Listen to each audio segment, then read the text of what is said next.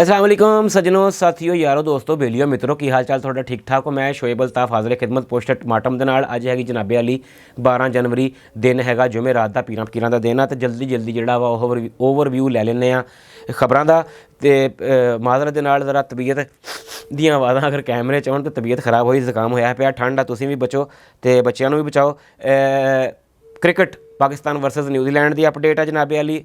रात गए वारदात पै गई की वारदात पई वो भी दस गल करते हैं।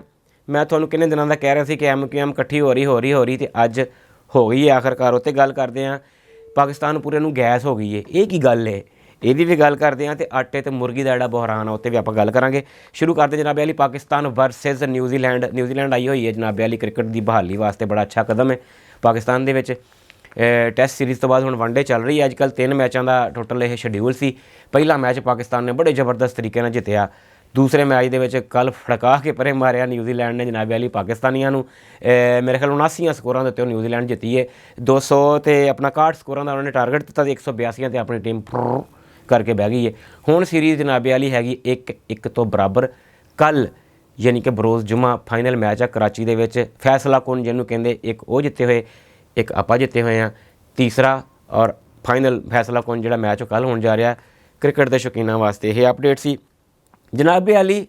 रात गए वो जो रात नूं निकलन तारे मेरा बदन पटाके हाँ नहीं वो पटाके वज गए जनाबे अली पूरे पंजाब दे विच। होया कि अद्धी रात नूं जिद्दां कुछ अरसा पहले 9 महीने पहले एक वारदात पई सी ना उदां ही कल राती भी पंजाब असैंबली च एक वारदात पै गई। अद्धी रात नूं कुंडियां लग गई जनाब। बंदे इकट्ठे हो गए हाला लाला मच गई। अजी क्या होया कि ये गल की है। उन्हें कहा जी तमाद का वोट लैन लगे ने परवेज़ लाई साहब। अच्छा बड़िया ही लोगों दी उम्मीदां ते पानी फिरिया की फिरिया कमंडल भर भर पे फिर गया। होया कि कल एक पार्टी जी चीकां मार रही थी प्रेस कॉन्फ्रेंस। अच्छा असैंबली डैस्क बेंच वजा के ना मुतालबे किए जा रहे थे तमाद का वोट लो तमाद का वोट लो। नून लीग ते PDM दी सारियां जमातां ना गले पाड़ रहे बंदे बुढ़ियां सारे जनाब हाला लाला पाई सी तमाद का वोट लो। नाले बड़े बड़े जोड़े लोग आ नून लीग के प्रेस कॉन्फ्रेंस करके कह रहे थे कि ये भाग जाएंगे इनके नंबर्स पूरे नहीं हैं इनका ये हो गया है इनका वो हो गया। एकदम रात में 12 जिन्हों 10:30 11 होए ने अगले कहा जी ले रहे हैं तुम्हारा दा वोट है क्यों हो गया। और दौड़ा लग गई जनाब बंदे इकट्ठे करो इंज करो। अच्छा फिर विच लुच तलना शुरू कर दिता जनाबे अली यही PDM ने। और PDM के जो मैं गल करा पंजाब तो खास तौर पर नून लीग सब तो सरफरिस्त होंगी। 2 भाई ने इन्हों के एक वफाक च बैठे ने जनाब वज़ीर दाखिला राणा सनाउल्ला साहब तो दूसरे भाई जान दाड़ी वाले की नाम उन्होंने तारड़ साहब। बहुत बक करते हैं भी माइक से आके प्रेस कॉन्फ्रेंस से ला बोलन लगे वेखते को नहीं। तो कल इन्होंने बूथियां वेखण वालियां हुई सी उत्थे गैलरी च बैठे हैं। अच्छा पहले इन्होंने कहा जी गैर पार्लीमेंट अच्छा बाहर निकले ने उधरों उन्होंने कहा जी लै रहे हैं असीं इतमाद का वोट लै लिया। जो काउंटिंग शुरू हुई तो कुंडे कंडे भन के दरवाज़ा ही भन दिता। स्पीकर ने कहा निकलना नहीं बाहर। दरवाजे भन के बाहर निकल गए तो बाहर आके मीडिया सामने खड़े होके गैर पार्लिमानी है इन्होंने वो नहीं खड़े किए जेडे पोलिंग एजेंट नहीं खड़े किए इन्होंने ये नहीं किए इन्होंने वो नहीं किए।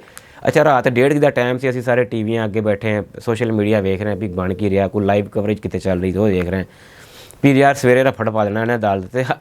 अज सवेरे अदालत जाके फिर मन गए उन्होंने कहा हाँ एतमाद का वोट लिया कि नहीं लिया। उन्होंने कहा हाँ जी ले लिया बंदे पूरे होए कि नहीं हो गए जी हाँ जी हो गया। वो गवर्नर साहब को समरी गई। गवर्नर कहता अच्छा जो मैं नोटिफिकेशन दिता सी ना मुअत्तली का वज़ीर अली का मैं वापस लेना। यार वैसे पंजाबी तो असीं यही कह सकते कि दौर फिटे मुहिदां की सियासत का भी मुल्क के कैद पै हुए आवाम मरन डई आ तुसीं सियासतां दे विच ते इन्नी गंदी सियासत भी सारे आले दुआले निक्के वड्डे मुल्क सारे हसन डे तो खिक करके भी यार की हो की रहा पाकिस्तान दे विच। लो जी अद्धी राती वारदात पई बिल्कुल इदां तो पहलों पई सी पहले कौमी असैंबली च पई सी अदालतां खुल गई सी याद आ प्रिजन वैनां आ गई तो अज उन्होंने लोगों को रिवर्स हो के पुट्ठी पै गई तो उल्टी पड़ गई सब तदबीरें तो सोशल मीडिया के खास तौर पर ट्विटर पर ऐसे ट्रेंड चल रहे हैं। आप जाके वेखो मैं क्यों कहां मैनू एवं तुसीं रगड़ देने। फिर MQM की जनाबे अली मैं तुहानूं किन्ने दिनों का कह रहा कि MQM PTI का जोर तोड़न वास्ते MQM नूं यक खुरली होना पैना तो हो गई।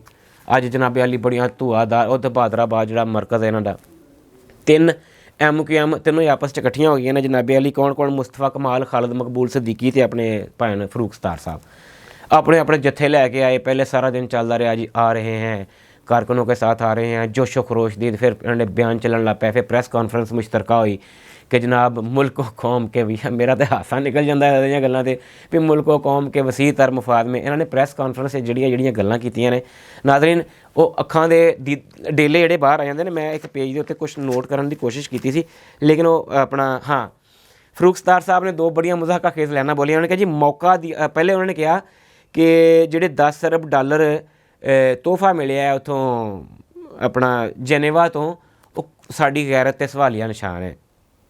भाई तुहाडी हुकूमत ही गई है, तुसीं उस हुकूमत का हिस्सा हो MKM वाले, की गल की याददाश्त तुहानूं हो की गया? तुहाडी वो मुश्तरका हुकूमत है PDM, ਉਹਦੇ ही वज़ीर आज़म साहब तो वज़ीर खजाना साहब सारे उत्थे बाहर जाके बड़े फखर नाल ट्वीट तुसीं जिम्मेदारी नाल 2-3 दिन हो गया कर रहे हैं, बड़ी कामयाबी, आलमी दुनिया का शुक्रिया, तो तुसीं कह रहे हो कौमी गैरत ते सवालिया निशान है। तो अगली गल भाई उन्होंने की की कि मौका दिया जाए तो अकेला कराची 10 अरब डॉलर कमाया जा सकता है।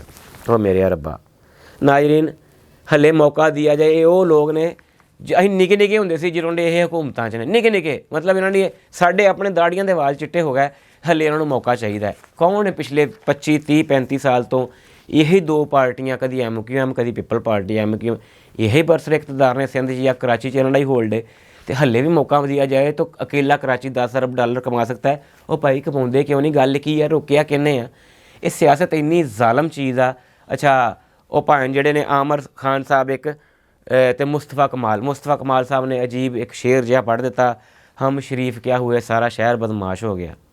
कोई गल करने वाली, मतलब ये तुसीं तड़ी ला रहे हो। कल परसों के ट्वीट में देख रहे हैं कि हमारा इलेक्शन नहीं, हम नहीं इलेक्शन में होंगे तो कोई इलेक्शन में नहीं आएगा। मैं ताकतवर हल्कियां समेत पूरे पाकिस्तान में मैसेज दे रहे हैं कि तुसीं अपनी जिद, अपनी अनाद की खातर अगर यह बिखरे हुए टुकड़े इकट्ठे कर रहे हो तो वो दौर भी याद रखियो ਜਦੋਂ ਡਰਿਲਾਂ ਦੇ ਸੁਰਾਖ ਹੁੰਦੇ ਸੀ ਲੋਕਾਂ ਦੀਆਂ ਬੋਡੀਆਂ ਦੇ ਵਿੱਚ, ਜਦੋਂ ਬੋਰੀ ਬੰਦ ਲਾਸ਼ਾਂ ਮਿਲਦੀਆਂ ਸੀ, ਜਦੋਂ ਬੱਤਾ ਮਾਫੀਆ ਸਰਗਰਮ ਸੀ।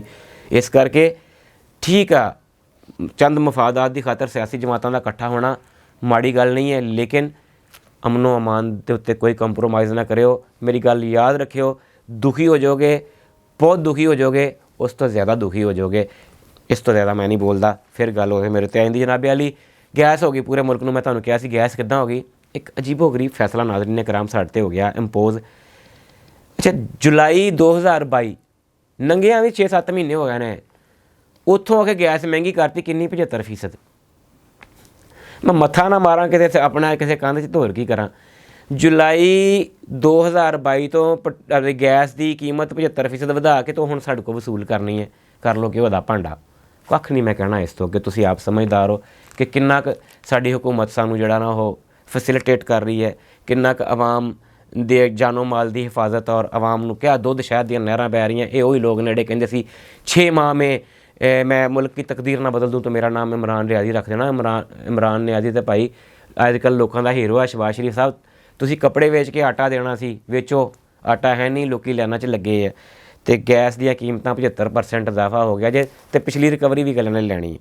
तो आटे तो मुर्गी का बहरान, आखिरी खबर ये सी कि यदी खबर का मैं थोड़ा दसा, वही आटे दियाँ लम्मियां लम्मियां लैना, तो वही 600 रुपये किलो मुर्गी।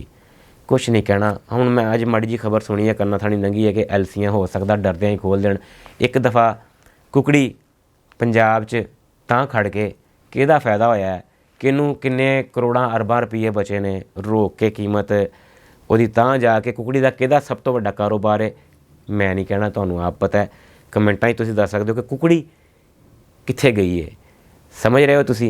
तो दूसरा यह है भी आटा जिहड़ा वो किहने स्टॉक किया है, तो क्यों नहीं मिल रहा गरीब आवाम नूं, क्यों तजलील हो रही है, पैसे हत्थां 'च लैके क्यों मारे मारे लोग फिर रहे हैं। मैं अज मेन स्ट्रीम ते भी कह रहा सी कि असीं मुशर्रती आलूम दी किताबां 'च पढ़िया निक्कियां हुंदियां कि पाकिस्तान एक ज़रई मुल्क है। हाय हाय, ज़रई मुल्क दे लोग हत्थां 'च पैसे लैके आटे की तलाश च मारे मारे फिर रहे हैं।